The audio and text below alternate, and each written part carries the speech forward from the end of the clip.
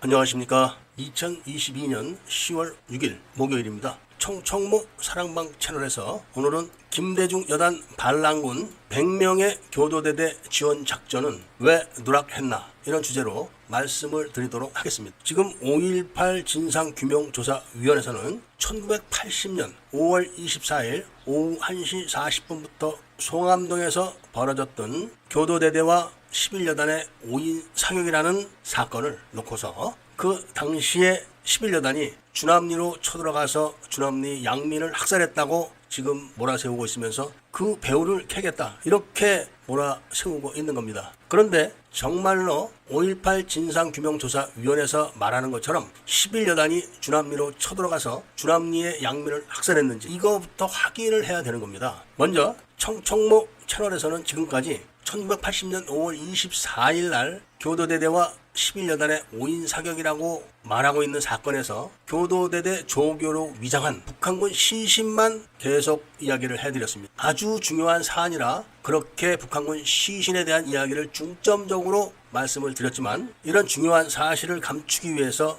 5.18 세력들이 있지도 않은 11여단의 주남리 양민 학살 사건을 자꾸 조작을 하는 이유를 그 배경과 함께 설명을 드리도록 하겠습니다. 북한군이 한국군 군복을 입고 교도대대 조교로 위장을 해가지고 공수부대를 공격을 할 때 공수부대가 반격을 해서 북한군들이 체포되거나 사살되면 문제가 되기 때문에 북한군들을 엄호하기 위해서 북한군이 매복했던 그 진지 좌우측에서 김대중 여단 병력이 50명씩 100명이 바로 이 북한군들을 엄호를 한 겁니다. 그러니까 11여단이 반격을 해서 북한군들을 공격을 하게 되면은 그렇게 하지 못하도록 좌우측에서 50명씩 매복을 한 상태에서 바로 특전사 장병들에게 저격을 가한 겁니다. 진격을 하지 못하게 막은 거죠. 그런데 특전사 장병들이 단순하게 로켓포 공격만 받은 게 아닙니다. 대전차 지뢰 공격을 받고 뒤집힌 트럭에 대해서 수류탄 공격이 가해질 때 그 후속 차량들이 바로 길 옆에 정차를 하고 병력들이 뛰어내릴 때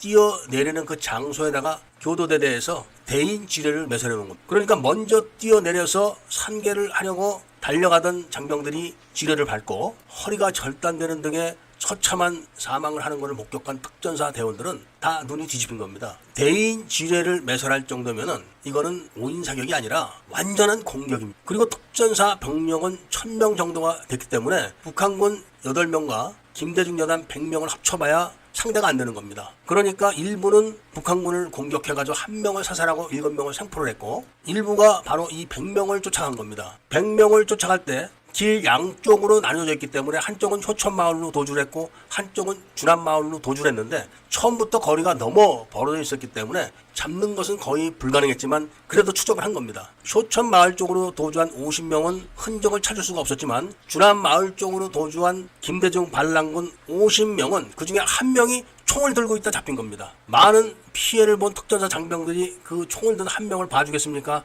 전투 상태에서 총을 들고 잡혔기 때문에 그대로 사살해버린 겁니다. 그런데 이거를 양민 학살로 지금 몰고 가고 있습니다. 그리고 마을을 뒤지니까 청년 3명이서 장기를 두고 있는 걸 발견했습니다. 그런데 대인 지뢰뿐이 아니라 대전차 지뢰가 폭발을 하고 무반동 총이 4번이나 폭발을 하고 수류탄 수십 발이 폭발을 했습니다. 그리고 수천 발의 사격이 오고 갔습니다. 거기서 장기판을 놓고 장기를 두는 걸 본 특전사 대원들이 바보입니까? 전쟁터에서 장기를 둔다는 게 말이 됩니까? 그러니까 악에 바쳤던 특전사 대원들이 그냥 다 사살해버린 겁니다. 그리고 이들을 숨겨줬다가 발각돼갖고 도주를 해서 수채구멍에 숨어있던 여자도 사살을 한 겁니다. 그런데 이 사건에서 11여단 장병들이 김대중 여단 반란군 100명을 추적한 사건은 싹 빼놓은 겁니다. 그들을 추적해서 주남마을을 수색한 거지 그들이 없는 주남마을을 상대로 해서 처음부터 글로 뛰어간 게 아닙니다. 도둑이 하는 소리를 듣고 도둑놈이 도망가는 것을 보고 사람들이 쫓아가는데 그 도둑놈이 어떤 집으로 들어갔으면 그 집으로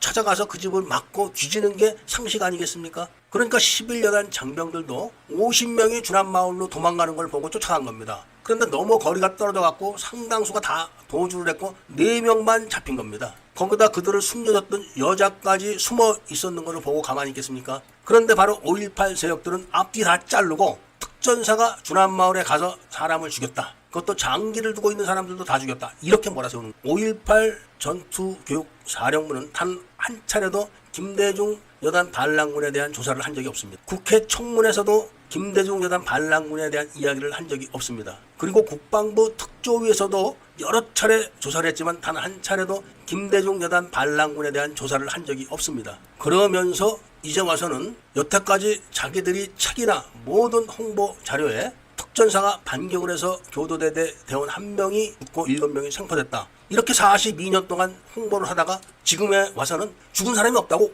잡아떼고 있는 겁니다. 그럼 김대중 여단 100명이 어떻게 교도대대를 지원했느냐? 이 사건은 목격자들이 있고 이 사건을 기획해서 명령을 했던 교수부장인 김병엽 준장이 재판 과정에서 자기가 속았다. 고도에 훈련된 빨치산들에게 자기가 속았다. 이렇게 자인을 한 부분이 있습니다. 11여단 62대대 통신하사관이었던 문병소 중사가 5인 사격이 있었던 장소 양쪽 논에 노적가리가 만들어졌었고 그 노적가리 뒤에서 저격을 했다고 증언을 하고 있습니다. 그리고 차에서 뛰어내리다가 지뢰를 밟은 피해자들이 증언을 하고 있습니다. 그러니까 이날 공격은 교도대대로 위장했던 북한군들의 공격과 그들 공격을 엄호했던 김대중 여단의 반란군 100명의 엄호 작전이 있었고 그리고 바로 교도대대 대대장과 함께 있었던 국군 복장을 한 신원을 확인할 수 없는 소령이 그들을 유인했다가 코브라 헬기 추적으로 도주를 했다가 자살을 해가지고 그 시신도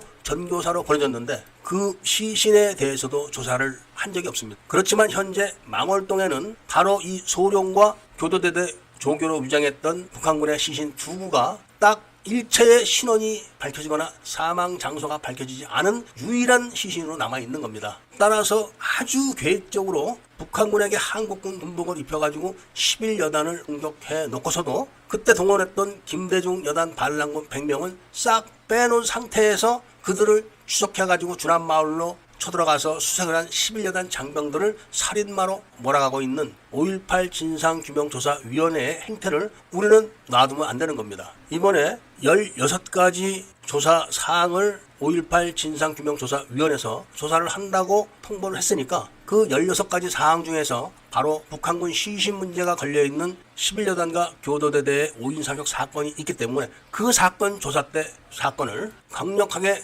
조사를 촉구해서 시시비비가 가려지게 할 것이라는 말씀을 드리면서 국민 여러분들의 열화와 같은 성원을 바라고 있는 겁니다. 대한민국의 근간을 뒤집는 이 사건 그리고 대한민국의 근간을 뒤집었던 이 사건을 밝혀냈음에도 불구하고 그동안 5.18 어쩌고 저쩌고 했던 수백 개의 단체들에서 모른 척하고 있다는 이 사실에 의구심을 표시하면서 오늘 이야기를 마치고자 합니다. 애국 시민들께서는 작게 80.5.18 전자책을 꼭 구입을 해서 읽어보셔야 됩니다. 그래야 5.18이 어떤 사건이라는 것을 알 수 있게 되고 그동안 5.18의 진실을 밝히겠다고 하는 사람들이 일정한 틀을 만들어 놓고 그 안에서만 활동을 했다는 것을 아시게 될 겁니다. 진실을 밝히는데 일정한 틀을 만들어 놓고 그 안에서만 활동을 하게 된다면 진실이 밝혀지겠습니까? 그래서 제가 작게 80.5.18 전자책을 발간을 한 것이니까 꼭 구입을 해서 읽어보시기를 한 번 더 요청드리고 이야기를 들어주셔서 감사드립니다.